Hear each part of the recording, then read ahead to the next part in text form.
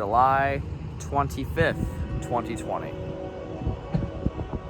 And if you can hear, we have 0823 on the way out of Bradenton with Tropicana loads and mixed freight. We're out here for just a classic day of chasing trains on the Palmetto Sub, and for possibly a good reason. Not 0823 though, he's just got GVOs. But we're gonna chase him anyway. So, he's coming now. Let's get ready to chase. Just after 11 a.m., the juice train would round the corner on its first curve northbound for Tampa. 823 would not have a big train this morning, as he usually seems not to.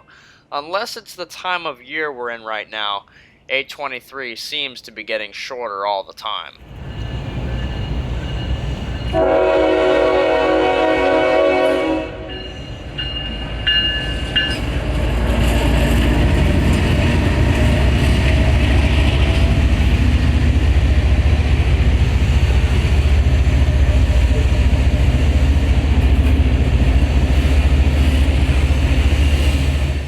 This is 9th Avenue West in Bradenton, Florida, right around the corner from Bradenton's Tropicana orange juice plant. Back in the 1900s and even early 2000s, this train would be over 60 cars every single day.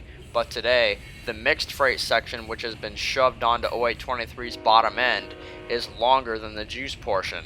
But apparently Tropicana is still at a shortage of reefer cars, otherwise they wouldn't have those CRYX leased reefers in the middle. Before the train had passed completely, we got a head start on the road, just barely making it to Sutton Road in northern Palmetto. This is a dead-end street that passes through a beautiful neighborhood community. I wish I could have shown more of it, but the juice train, even though we had gotten out ahead of it, was not far behind. Cruising under Interstate 275, we only had about a minute or two before he was here. And I wasn't so sure for a moment if that car down there was going to give it a shot to get ahead of the train or not. Thank goodness he didn't.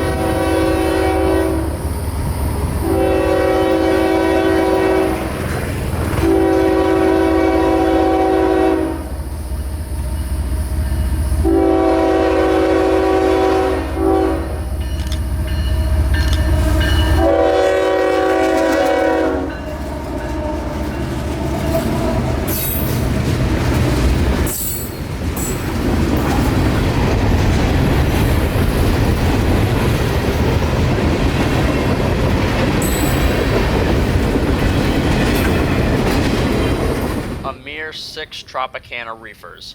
So much for Florida orange juice. Next setup would be at County Line Road, just past CSX's Port Manatee yard. To the man who stopped on his motorcycle, thanks for chatting with me for a couple minutes before I had to take off. I took your note about how you may be looking for this video, and if you're watching, I hope you enjoy it.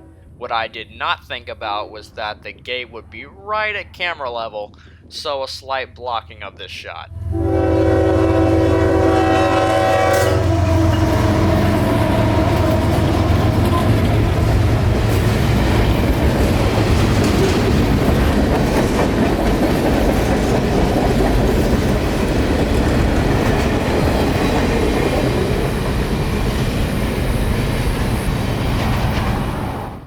Down another bumpy dirt road of Nealon Drive, another new location for me. The juice train still not far behind.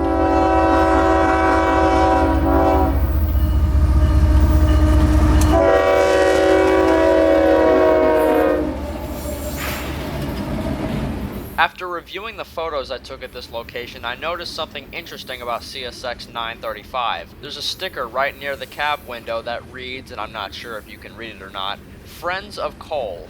I haven't seen this on any other CSX locomotives, so if anybody knows the meaning behind this sticker, please let me know in the comment section. I'd love to know.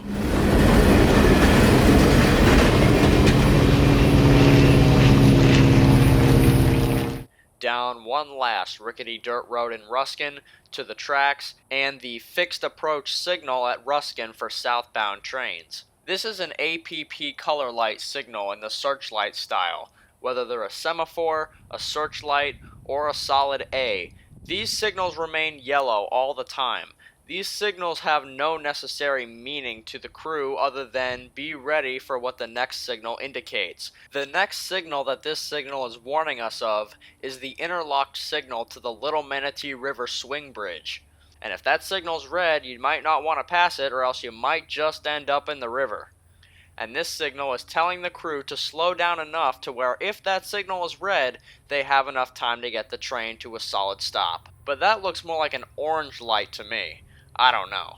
Anyways, the juice train is coming north, so here he is.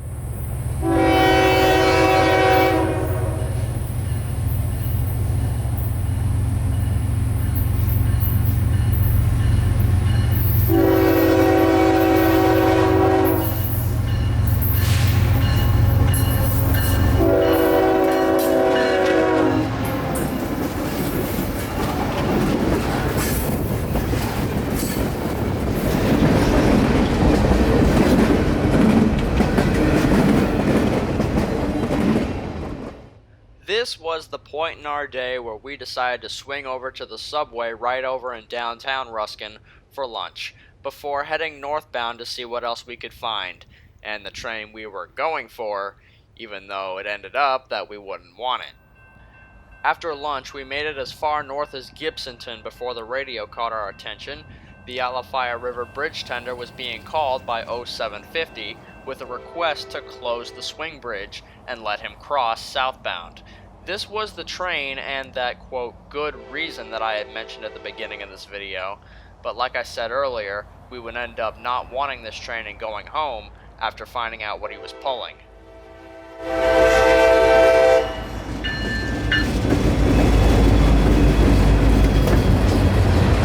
Behind his single GP40-3 was not 30 plus cars of loaded rock like I had suspected, but rather some empty pink center beams and a couple of tank cars. This wasn't an empty catch though, no pun intended with those center beams. Those empty center beams were going to National Gypsum located off the Big Bend Spur, and this is an opportunity to share a little fun fact about 0750, even though most of my viewers never catch this train anyway. Throwback to this June 6th, it was a rainy afternoon when 0750 was coming south. We're set up at a private road practically across the street from Sundance Growers in Sun City, Florida.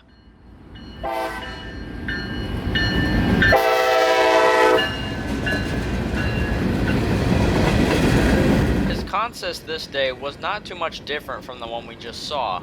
He had a bunch of those pink center beams, but these two CSX boxcars were going to Port Manatee.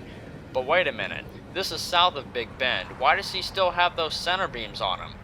Well, here's the fun fact. The alignment of the Big Bend Spur, which the trains must be backed into, will only allow northbound trains to switch the spur, when he has to back in anyway. So if 0750 is coming south with those center beams and traffic for points south, he will take the center beams south with him, along with the traffic, drop off the other traffic, and then switch Big Bend almost every time on his way back north, because, like I stated before, the spur can only be switched by northbound trains. So unless Big Bend is 0750's only duty, he'll take these center beams as far south as he goes, if he has them on him, because he can only switch them on the way back north. So our day would end here in Gibsonton. Even though 750 didn't have the rock we were hoping for, it was still a nice day up and down the Palmetto Subdivision, catching the trains that I've known since the beginning. Thanks for joining me on this small little adventure, and until next time, this is Kotabeaner, and I'll see you out there somewhere on the Sunshine State Rails.